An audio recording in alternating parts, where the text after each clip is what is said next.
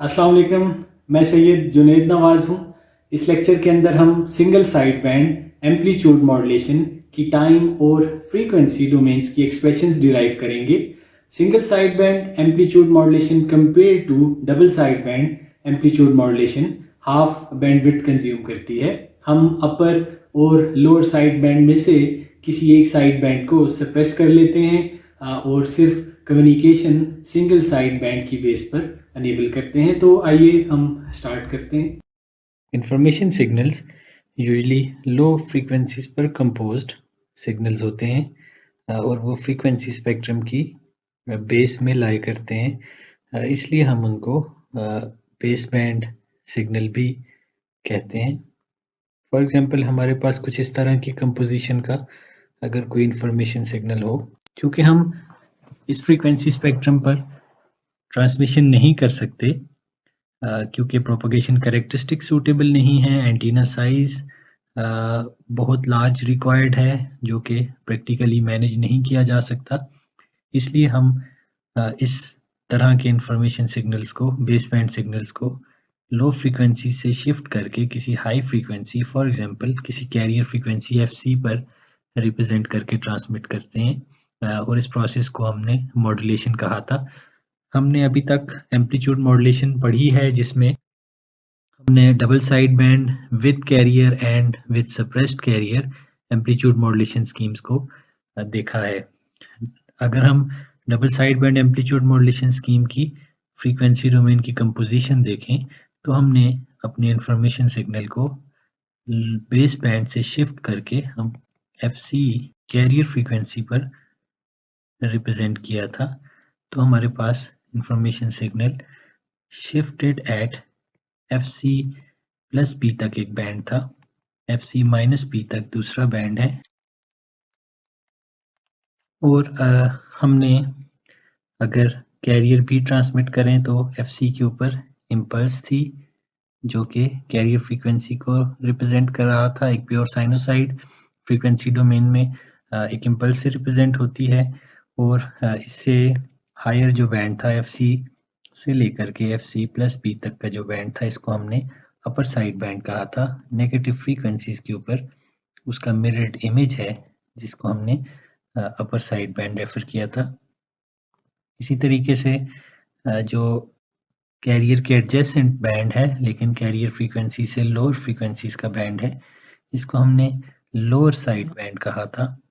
Lower side band और career मौजूद थे। फिर लेटर ऑन हमने इसको इम्प्रूव किया in terms of power efficiency और पावर एफिशिएंसी इम्प्रूव की और कैरियर जो कि एग्जैक्ट कैरियर फ्रीक्वेंसी के ऊपर इंफॉर्मेशन, चूँकि information signal base band signals हैं लेकिन इंफॉर्मेशन सिग्नल के अंदर कोई भी डीसी कंपोनेंट नहीं होता। एग्जैक्टली ज़ीरो फ्रीक्वेंसी पर कोई पावर यूजुअली इंफॉर्मेशन सिग्नल्स नहीं रखते। इसलिए जब हम उनको शिफ्ट करके कैरियर फ्रीक्वेंसी पर लेकर जाते हैं तो एग्जैक्ट प्रिसाइजली कैरियर फ्रीक्वेंसी के ऊपर शिफ्ट होने के बाद जब ये स्पेक्ट्रम जाता है तो कोई इंफॉर्मेशन सिग्नल की रिप्रेजेंटेशन वहाँ पर मौजूद नहीं होती। इसलिए अगर हम कैरियर को सप्रेस कर लें तो एग्जैक्ट कैरियर फ्रीक्वेंसी के ऊपर इंफॉर्मेशन की कंट्रीब्यूशन नहीं थी, तो कैरियर अगर सप्रेस किया जाए तो इंफॉर्मेशन लॉस नहीं होगा, जबकि हम पावर सेव कर सकते हैं कोई अननेसेसरी पावर हम अगर ट्रांसमिट कर रहे थे। तो हम इंफॉर्मेशन सिग्नल जो कि बी हर्ट्ज बैंड का सिग्नल था, इसको हम जब शिफ्ट करके हम पास बैंड में लेकर के गए, ऐसा बैंड जहाँ पर चैनल के थ्रू सिग्नल पास किया जा सकता है, तो इसकी बैंडविड्थ इंक्रीज होकर के ट्वाइस होगी। आज के लेक्चर में हम इस double side band amplitude modulation scheme में को इम्प्रूव करते हैं in terms of power efficiency and in terms of bandwidth consumption. तो अगर अपर साइड बैंड को देखा जाए तो स्टैंड अलोन अपर साइड बैंड भी सफिशिएंट है इंफॉर्मेशन को कम्प्लीटली रिप्रेजेंट करने के लिए। अपर साइड बैंड और लोअर साइड बैंड दोनों सेम इंफॉर्मेशन को ही रिप्रेजेंट करते हैं। एफसी के रेफरेंस से अपर साइड बैंड का ही mirrored image lower side band होता है। तो हम अगर इनमें से किसी एक को रिटेन रख लें, फॉर एग्जांपल हम अपर साइड बैंड को रिटेन रखते हैं और लोअर साइड बैंड को अगर हम सप्रेस कर लें, या फिर हम अपर साइड बैंड को सप्रेस कर लें एंड लोअर साइड बैंड को रिटेन रखें, तो इस तरह की मॉड्यूलेशन स्कीम को हम single side band amplitude modulation scheme कहेंगे। तो आइए उसको देखना स्टार्ट करते हैं। इंफॉर्मेशन सिग्नल की कंपोजिशन इस तरह की थी। तो ये इंफॉर्मेशन सिग्नल था। अगर हम इस इंफॉर्मेशन सिग्नल के जो पॉजिटिव फ्रीक्वेंसीज का पोर्शन है उसको m plus of omega label कर लें, और जो नेगेटिव फ्रीक्वेंसीज का पोर्शन है उसको m minus of omega label कर लें, तो हम लिख सकते हैं कि m ऑफ ओमेगा जो कि इंफॉर्मेशन सिग्नल है फ्रीक्वेंसी डोमेन के अंदर m प्लस ऑफ ओमेगा और m माइनस ऑफ ओमेगा दोनों को मिला करके बनता है।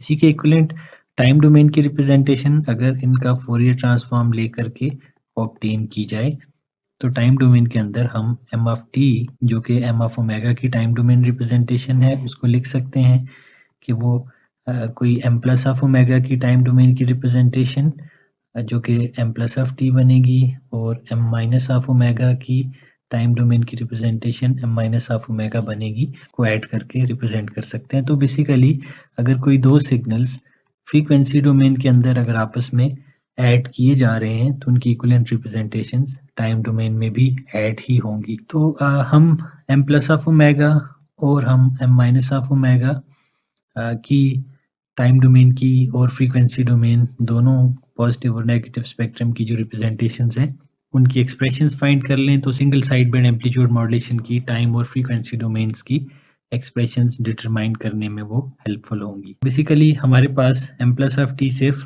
पॉजिटिव फ्रीक्वेंसी को रिप्रेजेंट करता है, तो अगर हम m प्लस ऑफ टी और m माइनस ऑफ टी की एक्सप्रेशंस फॉर इंस्टेंट अगर लिखें इक्वेशन नंबर 2 से, ये ऑब्वियस है कि इन दोनों को ऐड करने से m ऑफ t हमें मिलना चाहिए।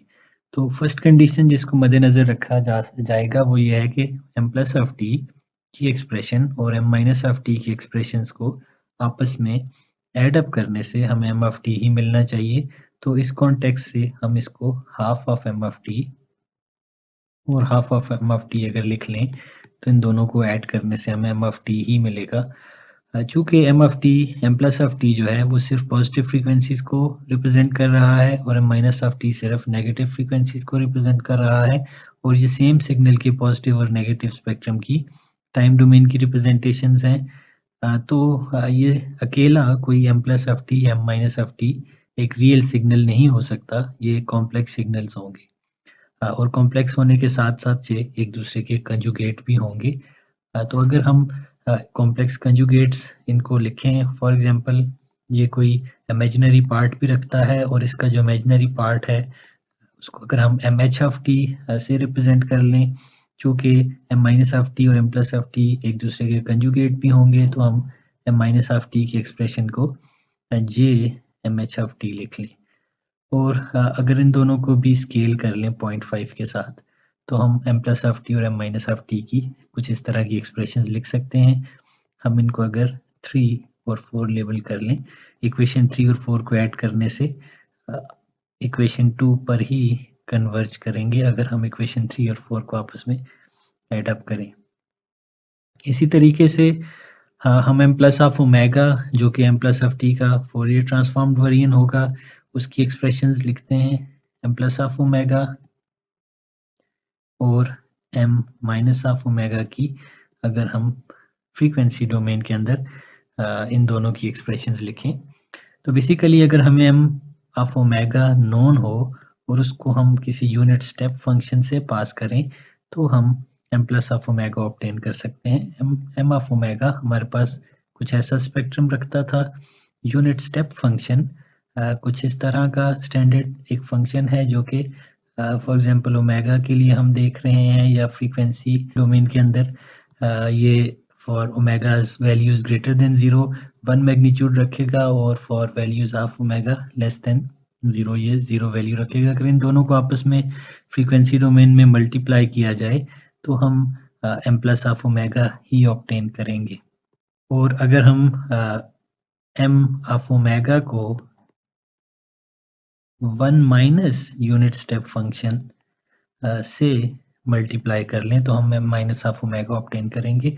हमारे पास अगर कोई फंक्शन है जो कि थ्रू आउट तमाम ओमेगा के वैल्यूज़ के लिए 1 वैल्यू रखता है और एक यूनिट स्टेप फंक्शन हो। अगर कांस्टेंट 1 में से यूनिट स्टेप फंक्शन माइनस किया जाए तो हमारे पास कुछ इस तरह का सिग्नल बनेगा। इन्फॉर्मेशन सिग्नल इस तरह का था तो हमारे पास सिर्फ m माइनस ऑफ ओमेगा ही रह जाएगा। m प्लस ऑफ ओमेगा की एक्सप्रेशन और m प्लस ऑफ t की जो एक्सप्रेशन है वो सिमिलर स्ट्रक्चर की एक्सप्रेशंस हो। इस कॉन्टेक्स्ट से अगर हम यूनिट स्टेप फंक्शन को in terms of sine functions अगर लिख लें तो हम अवेयर हैं कि यूनिट स्टेप फंक्शन जो कि u ऑफ ओमेगा है साइन फंक्शंस की शक्ल में लिखा जा सकता है। फॉर एग्जांपल कोई साइन फंक्शन है जिसमें अगर 1 ऐड किया जाए और उसके बाद उसको हाफ के साथ स्केल किया जाए तो हमें यूनिट स्टेप फंक्शन ही मिलता है। इस ऑपरेशन का मतलब ये है कि हमारे पास एक साइन फंक्शन ऐसा फंक्शन है जो कि for the values of omega greater than 0 plus 1 magnitude रखता है और for the values of omega less than 0 वो -1 मैग्नीट्यूड रखता है। तो अगर इसमें 1 ऐड अप कर लिया जाए तो 1 अप ऐड अप करने के बाद ये सिग्नल वर्टिकल एक्सिस के अलोंग शिफ्ट हो जाएगा और जो वैल्यू -1 पर थी वो 0 पर आ जाएगी और जो 1 पर वैल्यू थी वो 2 पर चली जाएगी। उसके बाद अगर इसको 0.5 से स्केल अप किया जाए तो तमाम ओमेगा की वैल्यूज़ के अक्रॉस इसको 2 से अगर डिवाइड कर दिया जाए तो ये ऑपरेशन करने के बाद हमारे पास कुछ इस तरह का सिग्नल बनेगा जो कि वही यूनिट स्टेप फंक्शन है। तो अगर हम साइन फंक्शन की टर्म्स में यूनिट स्टेप फंक्शन की वैल्यू इक्वेशन के अंदर सब्स्टिट्यूट करें तो हम m प्लस ऑफ ओमेगा की इक्वेशन ऑब्टेन कर सकते हैं m of omega multiplied by half of 1 plus sign of omega. इसी तरीके से हम m of omega m minus of omega की एक्सप्रेशन भी ऑब्टेन कर सकते हैं। अगर इन इक्वेशंस को रीअरेंज कर लें तो हम सिंप्लीफाइड फॉर्म के अंदर m प्लस ऑफ ओमेगा की इक्वेशन लिख सकते हैं जो कि m of omega half into sine of omega होगी और हम m माइनस ऑफ ओमेगा की इक्वेशंस भी लिख सकते हैं जो कि half of m of omega minus half of m of omega into sine of omega होगी। इसको इक्वेशन 5 अगर कह लें और इसको इक्वेशन 6 अगर कह लें by comparing equation 3 with equation 5 and by comparing equation 4 with equation 6 हम mh of t की कोई रिप्रेजेंटेशन के बारे में इंफॉर्मेशन ऑब्टेन कर सकते हैं। For example m plus of t कोई सिग्नल है टाइम डोमेन के अंदर। इस सिग्नल की रिप्रेजेंटेशन फ्रीक्वेंसी डोमेन के अंदर फोरियर ट्रांसफॉर्म के बाद m प्लस ऑफ ओमेगा बनती है। इसकी जो कंपोजिशन है उसमें जो फर्स्ट पार्ट है वो half of m of t है। तो हमें पता है कि m ऑफ t का जो फोरियर ट्रांसफॉर्म है वो m ऑफ ओमेगा है। अगर टाइम डोमेन में किसी सिग्नल को स्केल किया जा रहा है तो फ्रीक्वेंसी डोमेन में भी वही स्केलिंग फैक्टर आ जाएगा। तो बेसिकली अगर m plus of t m plus of omega का फोरियर ट्रांसफॉर्म वेरिएंट है तो m ऑफ t का Fourier transform m of omega है। इसी तरीके से जो इस इक्वेशन का सेकंड पार्ट है इससे कंक्लूड होता है कि वो उसका फोरियर ट्रांसफॉर्म जो है वो इस इक्वेशन के बराबर होगा क्योंकि दो सिग्नल्स जब टाइम डोमेन में ऐड किए जाते हैं तो उनकी इक्विवेलेंट रिप्रेजेंटेशंस फ्रीक्वेंसी डोमेन के अंदर भी ऐड अप होंगी। इन दोनों एक्सप्रेशंस के कंपैरिजन से हम ये कंक्लूड कर सकते हैं कि हमारे पास j into M H of T half का Fourier transform half m of omega into sine of omega होगा। स्केलिंग फैक्टर जो हैं इन टाइम डोमेन या फ्रीक्वेंसी डोमेन इनको हम दोनों तरफ से एक्सक्लूड कर सकते हैं। तो अगर हम यहाँ से हाफ को एक्सक्लूड कर लें और इस साइड यहाँ टाइम डोमेन और फ्रीक्वेंसी डोमेन दोनों में से अगर हाफ को एक्सक्लूड कर लें तो एक्सप्रेशन हमारे पास कुछ इस तरह की बनती है। फोरियर ट्रांसफॉर्म की इस रिप्रेजेंटेशन में फोरियर ट्रांसफॉर्म की प्रॉपर्टीज यूज़ करते हुए अगर इस जे को हम फ्रीक्वेंसी डोमेन में रिप्रेजेंट करें तो यहाँ से इसको ख़त्म करके यहाँ पर -j से इसको रिप्रेजेंट किया जा सकता है। तो बेसिकली हम इस एनालिसिस के बाद ये कंक्लूड कर सकते हैं कि जो इंफॉर्मेशन सिग्नल टाइम डोमेन में रिप्रेजेंटेशन थी, जिसमें इमेजिनरी पार्ट में हमने एम.एच. ऑफ टी लिखा था, वो Fourier transform of some signal है जो कि M of omega multiplied by कोई signal minus J into sine of omega से कंपोज्ड है। तो हम अगर ये जो सिग्नल का पार्ट है इसको कोई सिस्टम या किसी फिल्टर से रेफर करें, let's say H of omega, तो एच ऑफ ओमेगा को हमने डिफाइन किया है कि वो minus J into sine of omega कोई फंक्शन है। यहाँ पर हमारे पास ये दोनों सिग्नल्स आपस में मल्टीप्लाई हो रहे हैं, तो इनकी इक्विवेलेंट रिप्रेजेंटेशंस अगर टाइम डोमेन में देखी जाएं तो वो आपस में कन्वॉल्व होंगी। तो बेसिकली हम लिख सकते हैं कि एम एच ऑफ टी जो है टाइम डोमेन की रिप्रेजेंटेशन, वो एम ऑफ टी जो कि एम ऑफ ओमेगा की इक्विवेलेंट टाइम डोमेन की रिप्रेजेंटेशन है, convolve with H of omega की जो इक्विवेलेंट रिप्रेजेंटेशन टाइम डोमेन में होगी। फॉर एग्जांपल हम उसको अगर एच ऑफ टी से रेफर करें, तो हम अगर इस एच ऑफ ओमेगा का फोरियर ट्रांसफॉर्म लें तो आप इसको एज होमवर्क करके देखिएगा। चैप्टर नंबर 3 के अंदर हमने इसको डिस्कस भी किया था। ड्यूअलिटी प्रॉपर्टी, फोरियर ट्रांसफॉर्म की डिफरेंट प्रॉपर्टीज हमने डिस्कस की थी। उनको इस्तेमाल करते हुए हम इस कंक्लूजन पर पहुंचते हैं कि इसका फोरियर ट्रांसफॉर्म 1/पाई टी के बराबर है। तो अगर हम ये H of T, H of omega का फोरियर ट्रांसफॉर्म इसके चूँकि बराबर है, इसको यहाँ पर यूज़ करें तो हम एम एच ऑफ टी की टाइम डोमेन की एक्सप्रेशन लिख सकते हैं, जो कि जिसमें 1/पाई कोई कांस्टेंट है, M of alpha divided by T minus alpha convolution की इक्वेशन की रिप्रेजेंटेशन है। तो एम एच ऑफ टी जो है वो टाइम डोमेन में हम इस तरह से ऑब्टेन कर सकते हैं फ्रॉम एम ऑफ टी।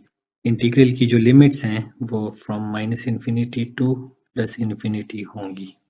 अब अगर हम वापस इस एच ऑफ ओमेगा के फंक्शन, ये जो फंक्शन था या फिल्टर था, इसकी बिहेवियर को अंडरस्टैंड करें तो हमारे पास एच ऑफ ओमेगा जो है उसकी expression minus J into sine of omega है।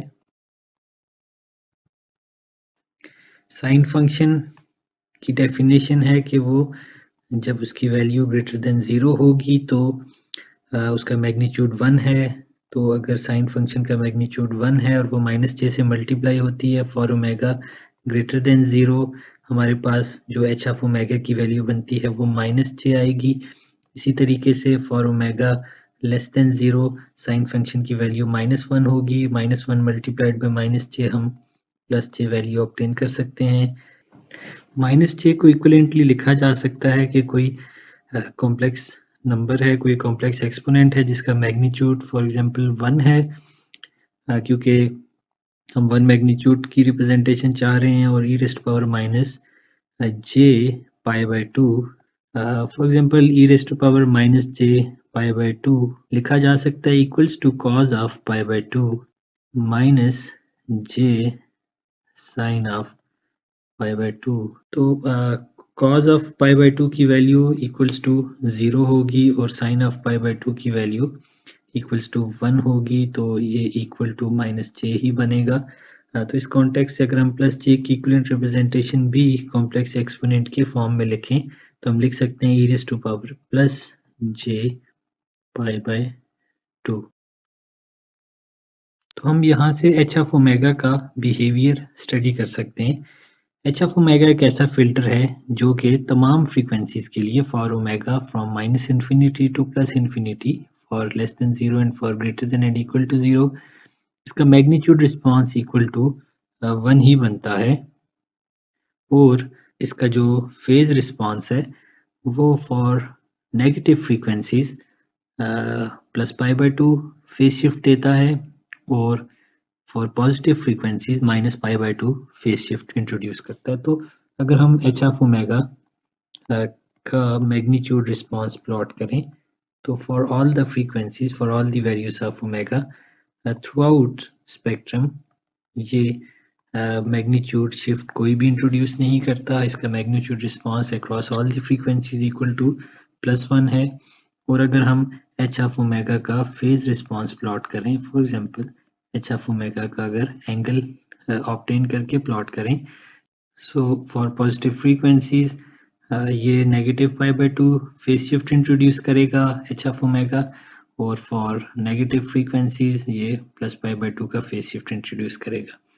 तो बेसिकली एच ऑफ ओमेगा कोई ऐसा फिल्टर है जो कि जिसके थ्रू अगर कोई सिग्नल पास किया जाए तो वो उसके मैग्नीट्यूड को डिस्टर्ब नहीं करेगा। जो भी इनपुट सिग्नल का मैग्नीट्यूड है वही आउटपुट सिग्नल का मैग्नीट्यूड होगा। लेकिन वो फेजेस में पाई बाय 2 का फेज शिफ्ट इंट्रोड्यूस करेगा, minus pi by 2 for positive frequencies and plus pi by 2 for negative frequencies.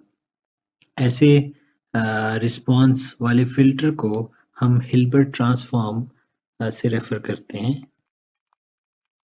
Hilbert transform का जो ट्रांसफर फंक्शन है एच ऑफ ओमेगा उसी को रिप्रेजेंट कर रहा है, minus J into sine of omega Hilbert transform को रिप्रेजेंट करता है। इसीलिए हम हिल्बर्ट ट्रांसफॉर्म की फंक्शनैलिटी से चूंकि अवेयर थे, हम इसी पर कंक्लूड किया है हमने, तो हमने शुरू से ही एम एच ऑफ टी इसको रेफर किया था, जिसमें एच जो है वो हिल्बर्ट ट्रांसफॉर्म्ड वेरिएंट ऑफ, चूंकि M H of T Hilbert transformed variant of M है, इसलिए हमने इसकी सबस्क्रिप्ट में एच को लिखा था। यहाँ पर एच ऑफ ओमेगा जो है कोई ऐसा फिल्टर है जो कि हिल्बर्ट ट्रांसफॉर्म लेता है, तो हम एच ऑफ ओमेगा या हिल्बर्ट ट्रांसफॉर्म से इंफॉर्मेशन सिग्नल को पास कर रहे हैं, तो Hilbert transformed variant of information signal हमें मिल रहा है। तो फाइनली अगर हम सिंगल साइड बैंड की एक्सप्रेशन लिखें, टाइम डोमेन की एक्सप्रेशन ऑब्टेन करें, तो फ्रीक्वेंसी डोमेन का स्पेक्ट्रम जो हम डिजायरेबल स्पेक्ट्रम है उसको सामने रख करके हम इसकी एक्सप्रेशन लिख सकते हैं।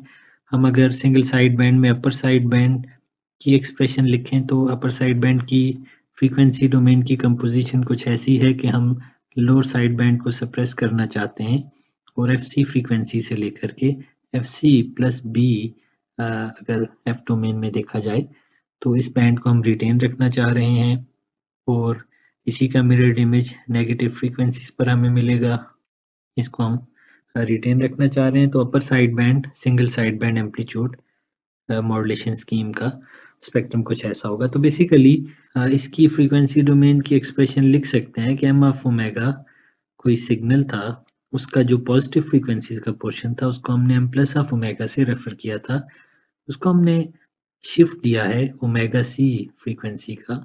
ये एफ या ओमेगा दोनों डोमेन्स में इनको लिखा जा सकता है। फॉर एग्जांपल अगर ये ओमेगा डोमेन में होता तो ओमेगा सी प्लस 2 पाई बी हम रेफर करते, और इस एफ सी की जगह हम ओमेगा सी लिख सकते थे। तो हम अगर इनिशियली देखें कि हमने बेसिकली कोई इंफॉर्मेशन सिग्नल के अंदर दो पार्ट्स थे, उन दोनों पार्ट्स को एम प्लस ऑफ ओमेगा और एम माइनस ऑफ ओमेगा से रेफर किया था। अगर हम एम प्लस ऑफ ओमेगा को शिफ्ट करके ओमेगा सी पर ले जाएं तो हमारे पास एम ऑफ ओमेगा, अगर हम इस पॉजिटिव फ्रीक्वेंसीज के पोर्शन को शिफ्ट करके ले आएं तो इसकी एक्सप्रेशन हमारे पास M plus of omega minus omega C बनेगी।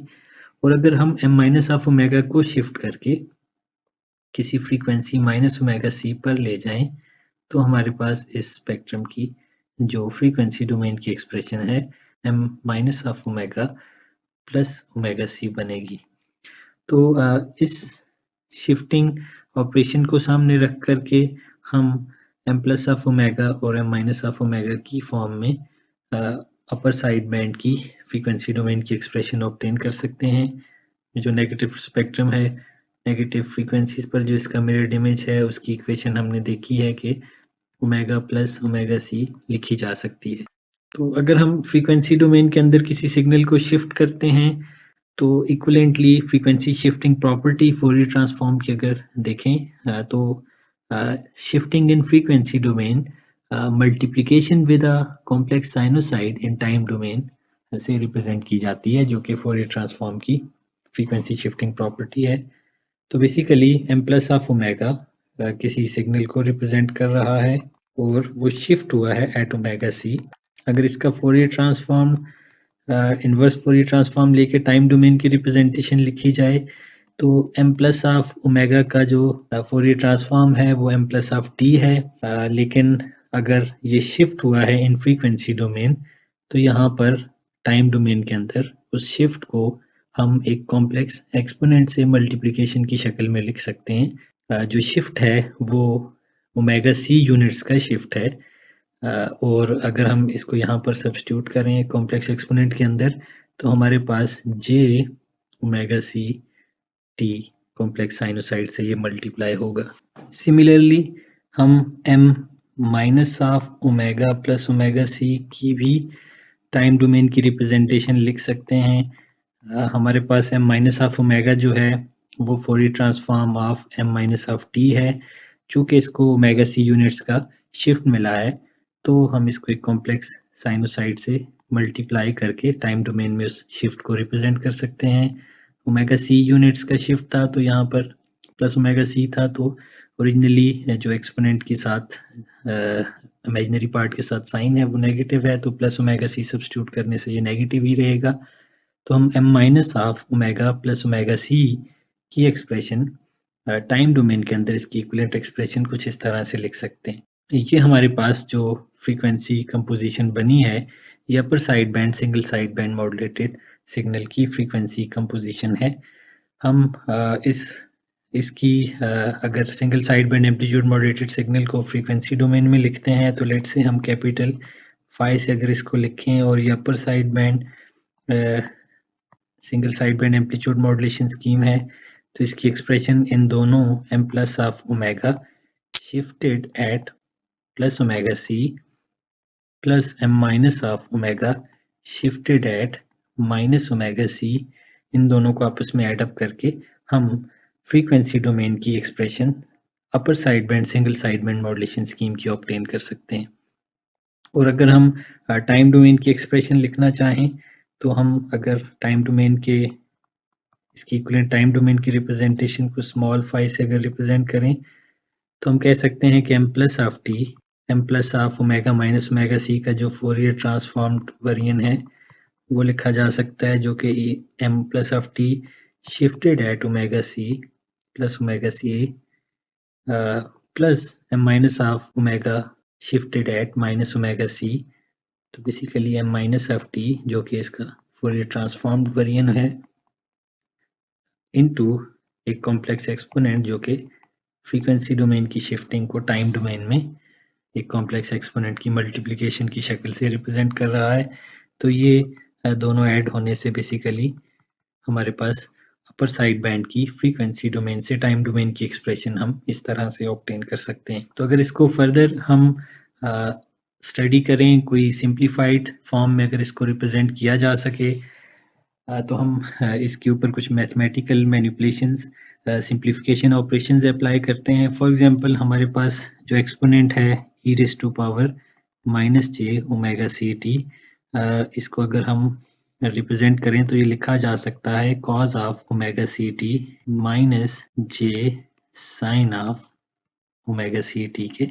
इसी तरीके से जो दूसरा एक्सपोनेंट है हमारे पास e raise to the power plus J omega C T, ये लिखा जा सकता है cos of omega C T plus J sine of omega C T.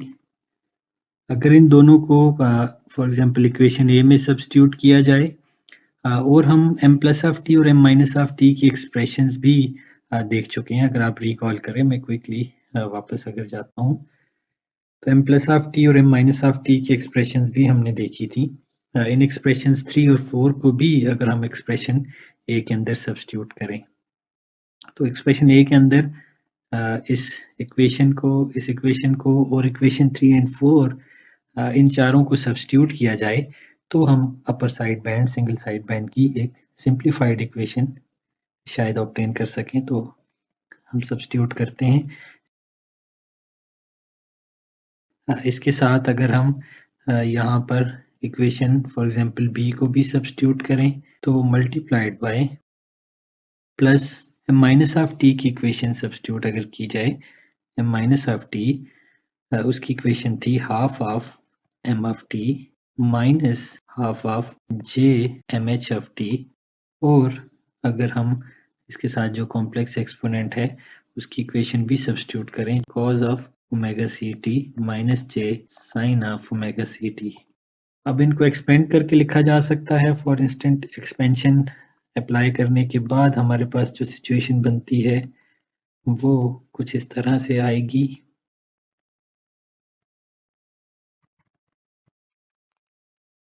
जे से मल्टीप्लाई होने के बाद जे की वैल्यू स्क्वायर रूट -1 है, तो basically J into J square root -1 into square root -1 के बराबर लिखा जा सकता है। तो ये 4 टर्म्स बनती हैं। हम सेकंड 2 टर्म्स मल्टीप्लाई हो रही हैं, उनको भी अगर एक्सपेंड करें तो half of M of T into cos omega C T लिखा जा सकता है, plus half of M of T into cos of omega C obtain किया जा सकता है। फर्स्ट टर्म को सेकंड टर्म से मल्टीप्लाई करके minus half of M of T into J into sine of omega C T obtain किया जा सकता है, minus half of J M H of T into cos of omega C T obtain किया जा सकता है। और जब ये दोनों टर्म्स नेगेटिव साइंस के साथ मल्टीप्लाई होंगी तो साइन पॉजिटिव हो जाएगा, लेकिन जब जे से मल्टीप्लाई होके जे का स्क्वायर बनेगा तो जे का स्क्वायर जो है वो -1 के बराबर है, तो last term minus half of M H of T into sine of omega C T हम ऑब्टेन कर सकते हैं। तो अगर इसको फर्दर सिंप्लीफाई किया जाए तो कुछ टर्म्स एक दूसरे के साथ यहाँ पर कैंसिल की जा सकती हैं। फॉर एग्जांपल ये दोनों टर्म्स एग्जैक्टली सेम हैं, तो इनको आपस में एड अप करके हम लिख सकते हैं M of T into cos of omega C T.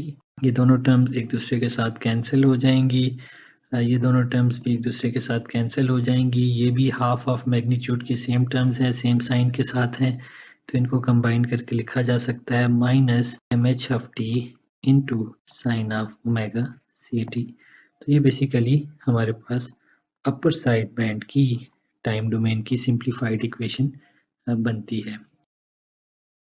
Simple एक साइड बैंड पर कंपोज सिग्नल ऑब्टेन करेंगे और एक साइड बैंड को हम सप्रेस कर लेंगे। इसी तरीके से अगर हम अपर साइड बैंड के बजाय लोअर साइड बैंड की एक्सप्रेशन ऑब्टेन कर रहे होते तो लोअर साइड बैंड की एक्सप्रेशन के लिए यहाँ पर माइनस के बजाय प्लस साइन आता है।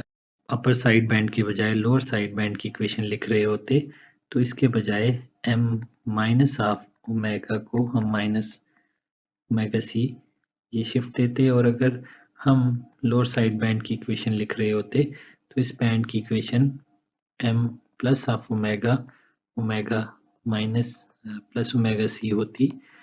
तो अगर ये इक्वेशंस लेकर के इसी प्रोसेस को रिपीट किया जाए तो हम अल्टीमेटली इसी तरह के एनालिसिस के बाद एक सिंप्लीफाइड इक्वेशन ऑब्टेन करेंगे जिसमें यहाँ पर माइनस साइन के बजाय प्लस साइन होगा। तो अगर हम एक ब्लॉक डायग्राम देखें तो हमारे पास एक इंफॉर्मेशन सिग्नल इनपुट आ रहा था। इंफॉर्मेशन सिग्नल को हमने हिल्बर्ट ट्रांसफॉर्म लिया। हिल्बर्ट ट्रांसफॉर्म जो है वो इंफॉर्मेशन सिग्नल के मैग्नीट्यूड्स में कोई चेंज नहीं लाएगा और सिर्फ उसकी फेजेस में π/2 का शिफ्ट देगा। हिल्बर्ट ट्रांसफॉर्म लेने के बाद हमारे पास जो सिग्नल बनेगा हमने उसको एम एच ऑफ टी कहा था। इसी तरीके से एम ऑफ टी को हमने किसी ऑसिलेटर से एक साइनोसाइड जनरेट करने के बाद जो कि कॉज ओमेगा सी टी है उसके साथ हमने मल्टीप्लाई किया तो हमें M of T into cos of omega C T signal मिला। और इस साइनोसाइड को हमने π/2 का फेज शिफ्ट देने के बाद सेकंड ब्रांच को भी मल्टीप्लाई किया, तो π/2 का अगर कॉज को शिफ्ट दिया जाए तो फेज शिफ्ट π/2 इंट्रोड्यूस करने से वो एक साइन वेव बन जाएगी। और इन दोनों को अगर आपस में सब्ट्रैक्ट किया जाए या ऐड किया जाए तो अकॉर्डिंगली हम जो सिग्नल ऑब्टेन करते हैं वो upper side band for subtraction and lower side band single side band modulation for the sine plus sine obtain कर सकते हैं। और for the case of upper side band अगर प्लॉट देखें तो ये FC से लेकर के FC प्लस B तक के बैंड की पर कंपोज्ड होगा। और अगर लोअर साइड बैंड देखा जाए तो दोनों में से कोई एक साइड बैंड ही किसी एक वक्त में हम यूज़ करेंगे।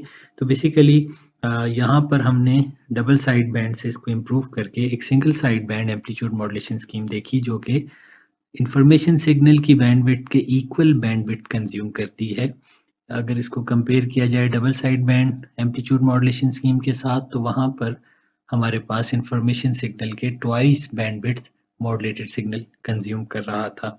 लेकिन इस डिज़ाइन के अंदर चूँकि हिल्बर्ट ट्रांसफॉर्म लिया जा रहा है, हिल्बर्ट ट्रांसफॉर्म जो है वो सारे की सारी फ्रीक्वेंसी कंपोनेंट्स को π/2 का फेज शिफ्ट देगा। तो हिल्बर्ट ट्रांसफॉर्म लेना एक्यूरेटली एक डिफिकल्ट टास्क होगा। लेक्चर की समरी ये है कि हमने अपर साइड बैंड और लोअर साइड बैंड दो single side band amplitude modulation schemes की time and frequency domain expressions derive की हैं, उसकी वर्किंग प्रिंसिपल को डिस्कस किया है और उसकी बैंडविड्थ कंजम्पशन को डिस्कस किया है। डेरिवेशन के अंदर प्राइम फोकस हमारा up side band upper side band modulation scheme पर रहा है। आप as homework lower side band amplitude modulation को देखिएगा। यहाँ पर लोअर साइड बैंड के अंदर माइनस के बजाय प्लस साइन आएगा। तो सिमिलर डेरिवेशन प्रोसेस है। आप एज होमवर्क इस सारी डेरिवेशन को उसी तरीके से डिफरेंट साइड बैंड के लिए, लोअर साइड बैंड के लिए देखिएगा।